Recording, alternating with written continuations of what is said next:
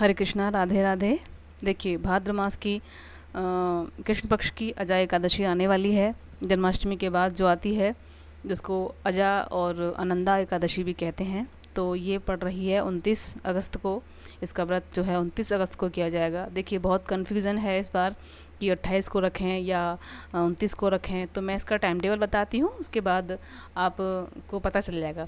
देखिए, 28 अगस्त की रात्रि को ये 1:18 से 56 सेकंड पर शुरू हो रही है।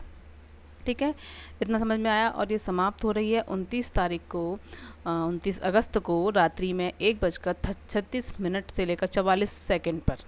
ठीक है, ये इसका टाइम टेबल है। तो उदय तिथि के हिसाब से अगर देखा जाए तो ये 29 तारीख को ही इसका व्रत किया जाएगा। ठीक है, इतना समझ में आ गया तो ये क्लियर हो गया, और कन्फ्यूज़न वाली कोई बात ही नहीं है कहीं भी इसमें कि कब रखा जाए। लेकिन फिर भी कुछ लोग कन्फ्यूज़न में रहते हैं, तो उनके लिए ये मैंने ये क्लियर कर दिया है। ठीक है, अब देखिए, मैं और कुछ बातें बताती हूँ। पूजा विधि, देखो, पूजा विधि की अगर बात करी जाए तो रूल्स सबको पता होते ही हैं कि जैसे कि दशमी की शाम को एक टाइम भोजन करते हैं, शाम को भोजन नहीं करते। और अगर जैसे कि किसी को नहीं रहा जाता किसी पे, तो वो फलाहार वगैरह ले सकते हैं एक टाइम। और द्वादशी वाले दिन भी एक ही टाइम करते हैं। लेकिन जैसे कि ऐसा कलयुग है, लोगों के शरीरों में इतनी जान नहीं है, तो 2 बार भी कर सकते हैं। लेकिन जैसे ज़्यादा बार बार मुँह झूठा ना करें, उससे व्रत खंडित होता है। और द्वादशी वाले दिन भी ऐसा ना करें। ठीक है, अच्छा, और अच्छे से तामसिक भोजन का त्याग करें, और अच्छे से बढ़िया पूजा करें, पंचामृत से भगवान को नहलाएं, और अच्छे से भाव के साथ पूजा करें भगवान की। शाम को दीपदान, आकाश दीपदान जो होता है वो उसे अवश्य करें।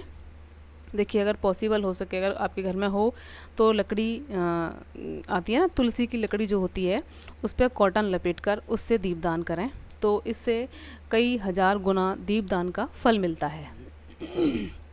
ठीक है, तो अब मैं ये एक और चीज़ बताती हूँ कि अजा एकादशी की पूजा जो करें वो उसी चौकी पर करें जहाँ भगवान कृष्ण की जन्माष्टमी वाले दिन पूजा करी थी।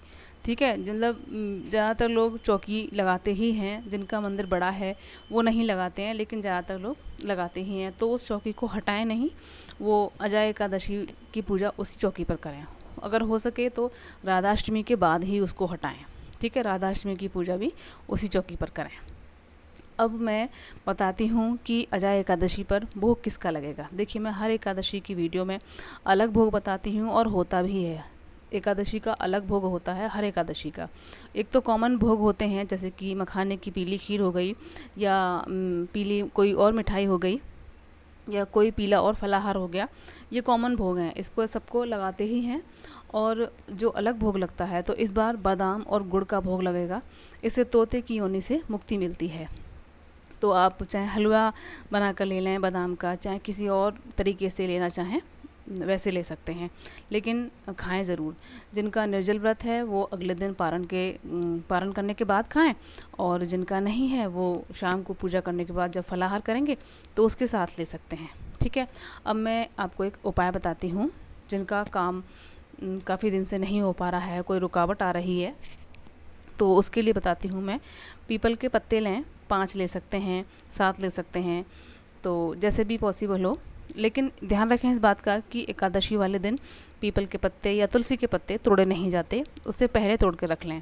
और अच्छे से साफ़ करके गंगा जल में पहुँच के उस पर दूध और केसर सी बनी हुई मिठाई को भोग के रूप में भगवान को अर्पित करें।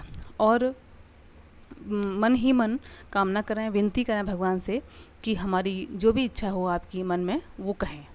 तो उससे अवश्य ही आपकी इच्छा पूरी होगी, लेकिन विश्वास के साथ करें। ठीक है, तो आज की वीडियो में बस इतना ही। अगर किसी को कुछ पूछना है तो कमेंट बॉक्स में पूछ सकते हैं, और राधे राधे लिखना ना भूलें। हरे कृष्णा, राधे राधे।